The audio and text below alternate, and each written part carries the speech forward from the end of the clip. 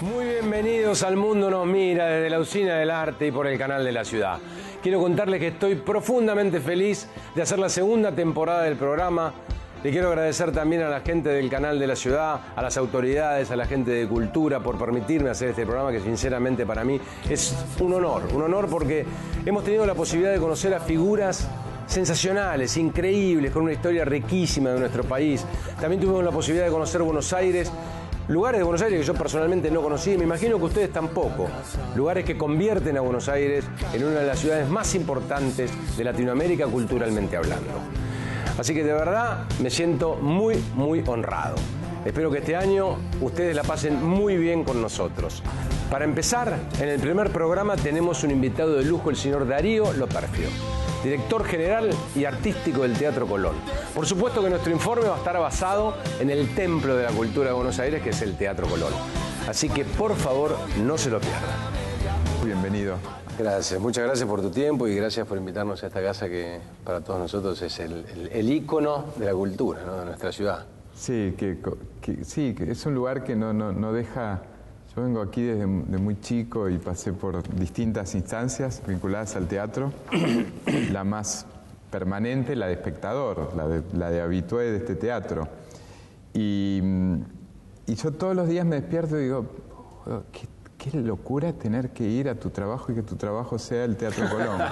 Es un lugar completamente mágico, completamente anormal en el mundo, completamente de una belleza ya exagerada que te abruma. Es como un privilegio muy grande. Sí, es increíble tener esto en la ciudad, una locura. Darío, naciste en 1964. Sí. ¿En dónde? En Villa Urquiza, Urela, entre Manuela Pedraza y Tamborini. Y ahí vivíamos en una casa medio todos, porque yo vivía con mi mamá, mi papá, mi tía y mi abuela. En una habitación dormíamos nosotros y en otra habitación mi tía y mi abuela. Y una casa medio con esas que tienen un pasillo y varios casas. Sí, pero mi hermano nació mucho después. Yo le llevo 10 años a mi hermano. Ah, tuviste 10 años como hijo único. 10 años como hijo único, claro. ¿Y qué pasó cuando vino ese hermano de Curioso, ¿no? Porque curioso a los 10 años, ¿viste? Claro, normalmente sí. Las distancias son menores. Bueno, era como justo una edad bastante crítica, porque cuando vos tenés como... Cuando él era chiquito, yo era como en pleno momento como de que te crees que estás descubriendo el mundo, ¿viste? Sí, te empezás a sentir más hombrecito. No entendés que era el momento que a mí me empezaba a gustar hacer medio cosas de... Viste que a los 13, así tenés como la pretensión de hacer cosas de grandes. Sí, ¿sabes? Como, sí, ya crees que podés. Ya crees que podés, ya crees que tus gustos no tienen nada que ver con los gustos infantiles, ya que eres mayor, eras muy como bestia y aficionado a la música, entonces ya era como escuchar cosas rarísimas, leer libros rarísimos. Entonces, claro, era como, ¿y este enano qué onda? Me viene a molestar un poco. Claro, sí. Pero no, un chico divino, bárbaro. Después, claro, después también te marca la pauta.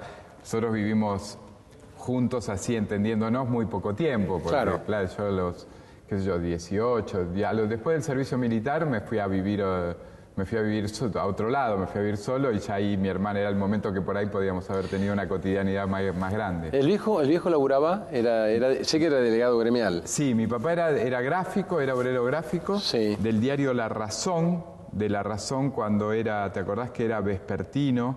Y que era grande, era como La Nación, era sí. Tipo... Y era el delegado gremial del sector del diario y que en ese momento integraba una central sindical que llamaba CGT de los argentinos, que era Raimundo Ongaro, era el líder del sindicato gráfico y mi padre era de ese sindicato. ¿Nunca faltó nada en tu casa? ¿Siempre vivieron? No, bueno, sí, no, éramos de clase media baja, sí. Completamente baja. O sea, no había necesidades, digamos, graves, pero...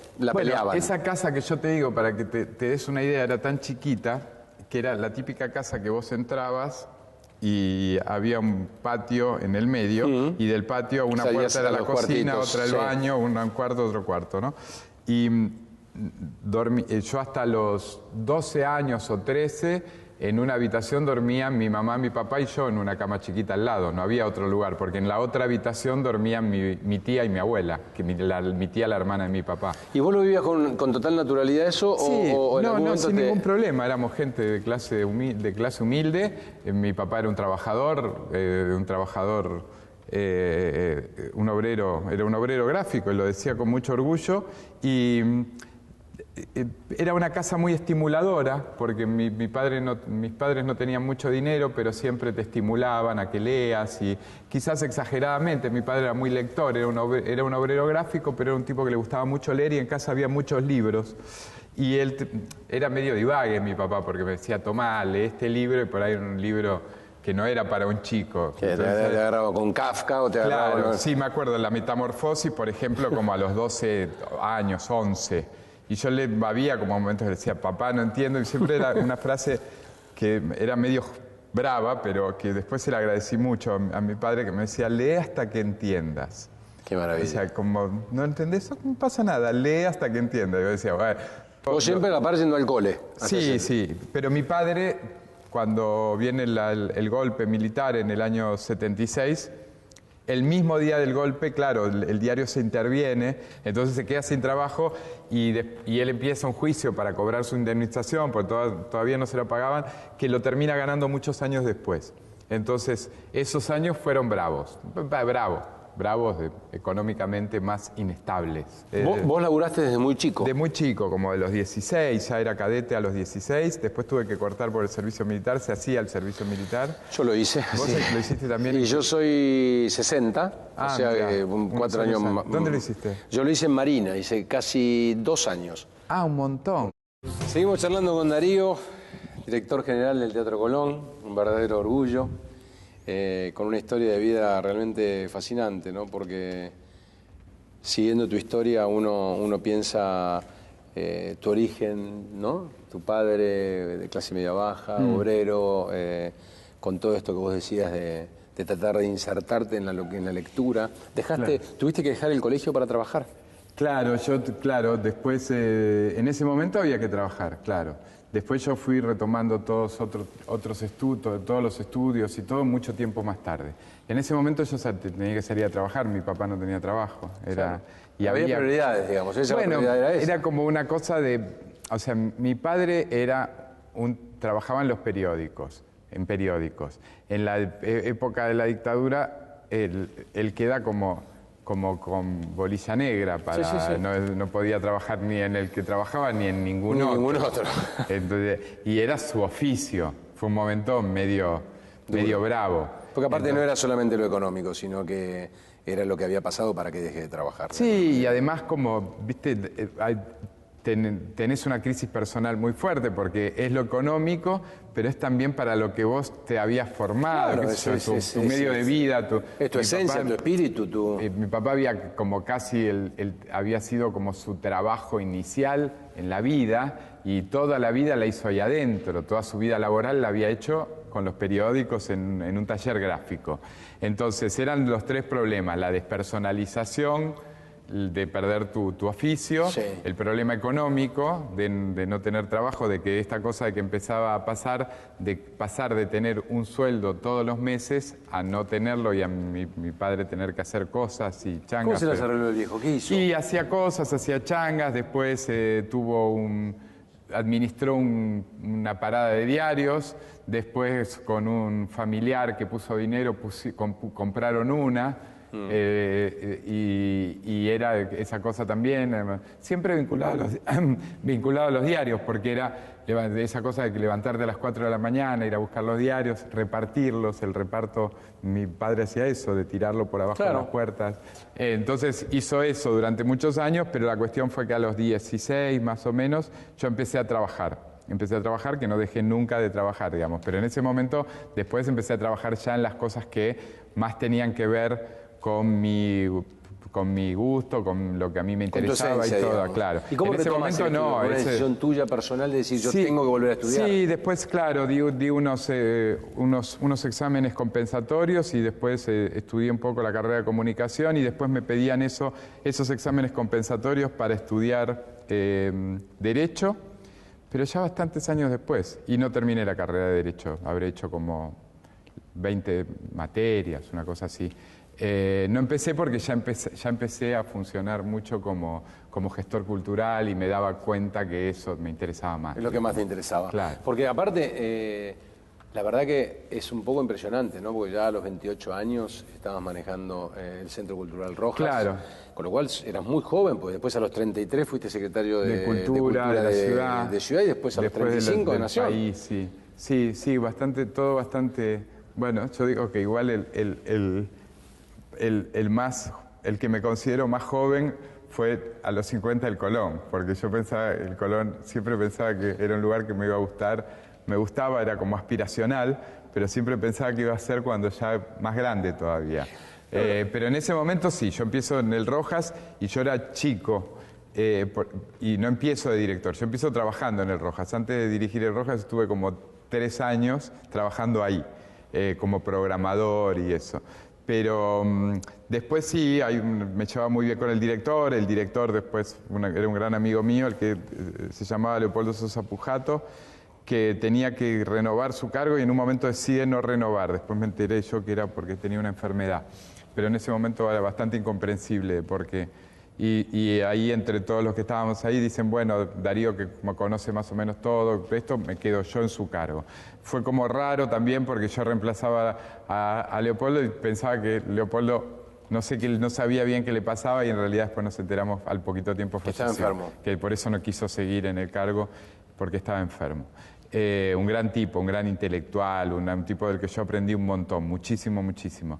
Y después, bueno, esos fueron años muy buenos del Rojas. Fueron años como que el Rojas se puso como una institución... Sí, fueron años de explosión, ¿no? Total, como de... absolutamente. El Rojas pasa de ser... Ahora los que pasan por era ahí... Era lo que la palabra indicaba, era ese centro cultural, ese lugar de reunión cultural. Claro, como y de toda la... Pasaban muchas cosas. Yo me acuerdo siempre muchas cosas. Muchos artistas empezaban por ahí. Era una ebullición tremenda, era muy, muy fuerte. Vos tenías ahí los primeros años de Humberto Tortonese, Alejandro Urdapilleta, Batato Barea, no sé, en fotografía, Alejandro Curopadua, Jorge Gumiarmayer inauguraba la Galería del Rojas, que en esos momentos era como mítica. Había gente como Vivitelias, había grupos como Los Macocos. A todo este crecimiento tuyo dentro de la cultura, que estamos hablando de tu edad y de todo lo joven que eras y demás, yo no sé, ¿tu viejo vivía? Sí, mi viejo falleció hace poco, relativamente 3 años. Él vio todo tu desarrollo cultural. Sí, completamente. ¿Cómo lo vivió? ¿Cómo lo viviste con él eso? ¿Con tu viejo, tu vieja, digo, tu sí, familia? No, bueno, es como que mi viejo era como un tipo que vivía como todo lo que me pasaba a mí, como casi... O sea, lo que le hubiera gustado que le pasara. Claro, pero a su vez muy contento porque me pasaba a mí, con una cosa desmedida, porque también... Había algo como de encuadre que por ahí, yo digo eso siempre, no debe pensarse así, pero por ahí yo siempre en el fondo pensaba que era como una cosa de, si vos sos una familia de clase baja, no pensás que te pasa eso. Lo que pasa es que el mensaje que a mí más me llamó la atención es porque muchas veces vemos y decimos, ¿no?, con respecto a las posibilidades de cada uno.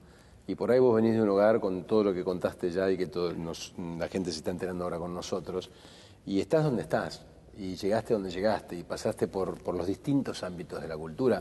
Con lo cual creo que lo más interesante, lo más importante es ese mensaje de que se puede, en definitiva, cuando uno tiene el deseo de poder agarrar los libros, instruirse, seguir adelante con un deseo, una vocación. Yo creo que sí,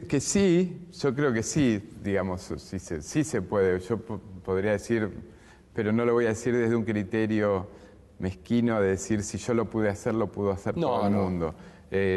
Nosotros sí, yo no tenía a mi alcance demasiadas posibilidades, no tenía ni a mi alcance posibilidades económicas, ni posibilidades incluso del lugar que perteneces. O sea, en ese momento la diferencia entre nacer en un barrio medio bajo y tu entorno es ese, a estar en un circuito, no estás conectado con nada. O sea, no estás...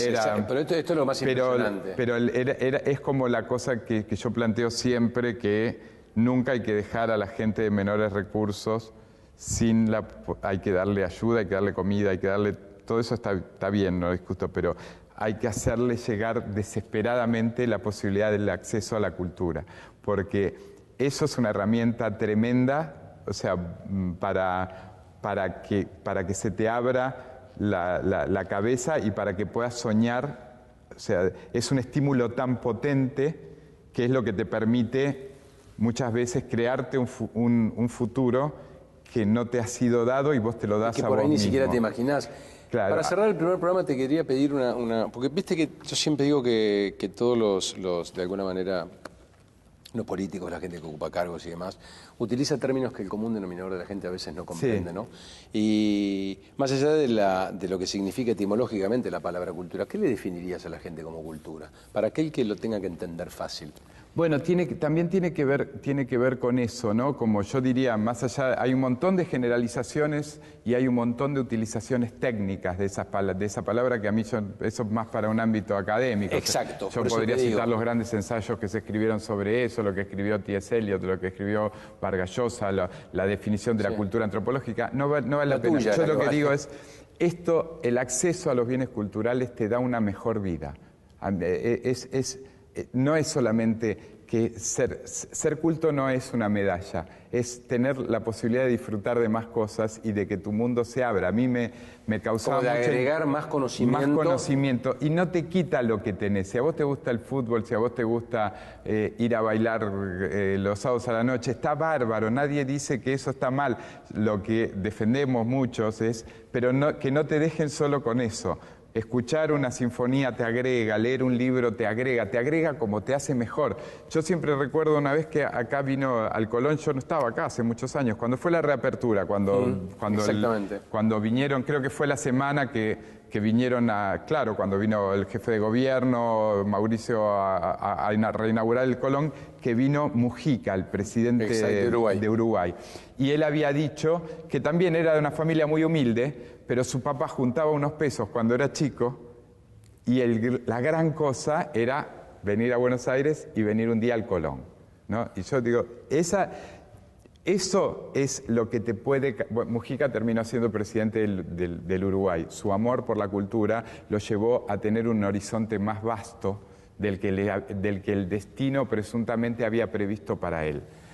A mí, yo también era de una familia de clase baja o no sé qué, pero a los 17, 18 años, 16, como trabajaba, me guardaba unos pesos y el Teatro San Martín y el Teatro Colón, pagando entradas baratas y viniendo y estar acá muchas veces solo, eso, junto con la lectura y eso, a mí me dio un mundo que no era el mío. Me dio la entrada a un mundo que no era el mío. Y entonces, por eso digo, los que nos ocupamos de esto tenemos que multiplicar nuestros esfuerzos para que estas cosas lleguen a todo el mundo, porque lo que está mal es la confrontación, es decir, hay gente que le toca lo popular y hay gente que le toca lo más sofisticado. No, eso es un desastre, es una calamidad ese discurso. A todos nos toca a todos nos toca. A mí me puede gustar, yo me puedo conmocionar escuchando una ópera de Wagner y me encantan un montón de canciones de Sandro, no encuentro una contradicción entre eso. A mí, entonces digo, no deje, yo le digo siempre, la cultura es algo que te convierte, te da una mejor vida, te abre un universo más grande del que el mundo tiene previsto para vos. Con estas palabras de Darío, que no tengo absolutamente nada que agregar, porque la verdad que es de una amplitud enorme y con todos los conceptos que nos dio, vamos a terminar el programa de hoy. Vamos a seguir charlando con Darío, ustedes lo van a ver en el programa de mañana. Y bueno, los espero mañana en El Mundo Nos Mira. Un placer. Chao.